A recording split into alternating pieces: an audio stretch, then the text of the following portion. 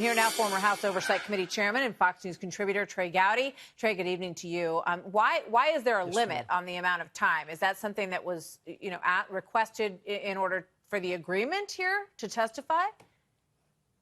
Yeah, lots of witnesses do that. Lots of witnesses say, "I'll come for 2 hours. You can ask me whatever you want those 2 hours, but then I'm leaving." That's not unusual.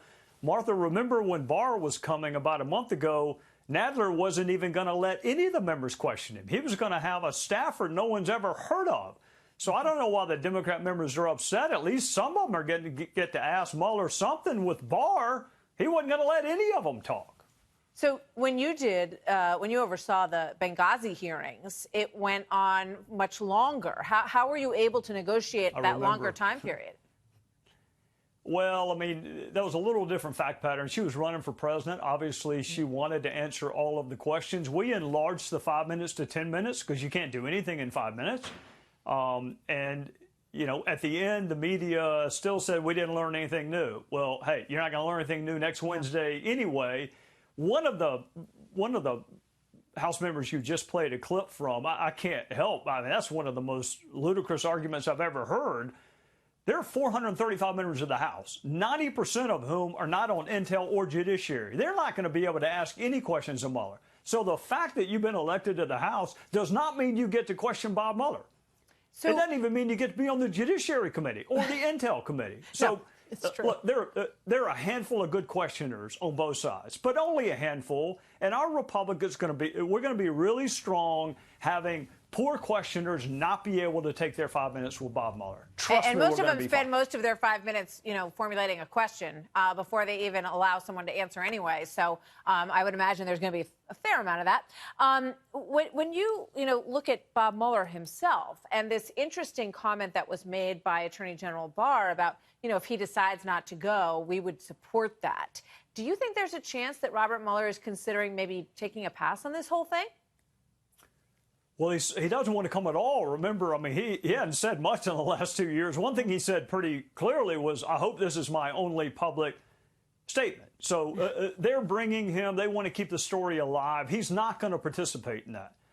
He's not going to answer anything outside the four corners of his report. So this is just to have a day-long series. The focus will be on the questions. Mueller's not going to give you any interesting answers. Yeah, but, I have quizzed him before. Republicans are going to, I would imagine. It's going to be boring. Pardon me. Republicans, I would imagine, are going to want to know, why he didn't look into the origins of the investigation, all of those kinds of questions. When did he know? At what point did he conclude that there wasn't any collusion, and why didn't he, come forward with that information? Isn't that what we're likely to hear from Republicans?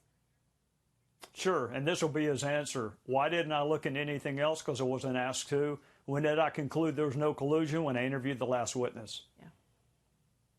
And that'll be that. That's it. Yeah. Mueller is a Marine, former FBI director. He's not. He is going to answer the question, maybe, and nothing more. You will learn nothing next Wednesday, except a lot of my former colleagues think they're great questioners and think that they should have their 5 minutes. All right. We'll talk about this more as we get closer to it. I do want to take a look with you, because you are a South Carolinian, at this South Carolina poll that shows Joe Biden, at least at this point, in very good shape in South Carolina. 35% among Democratic voters there. Sanders at 14, Harris at 12. She would very much like to have a strong showing there among African-American voters in South Carolina. He's at 41%. Talk to me about the strong affection for Joe Biden in South Carolina, at least at this point. Well, I think Democrats in South Carolina are very familiar with him. He's come a lot. He eulogized Strom Thurmond. He's worked with Lindsey Graham in the past. So he's a known commodity. I think as my fellow South Carolinians who vote in the Democrat primary get to know Senator Harris and Senator Warren and Tulsi Gabbard and others, his numbers will come down. But look, people like him. I'm not going to vote for him, but people like him. And likability still matters in politics. You put your finger on it. You have to do well with communities of color in the Democrat primary in South Carolina. But he was the vice president to the most popular politician of color the country's ever known, in Barack Obama. And you better believe he will remind people of that. He was very loyal to President Obama when lots of other Democrats were kind of flirting with the Clintons. That's true. I think black voters in South Carolina will remember that. Thank you, Trey. Good to see you tonight. Trey Gowdy, we'll Yes, talk to you ma'am. as we get closer to this big thing on Wednesday. Lots more to talk about with regard to that. Good night. Thanks for being here.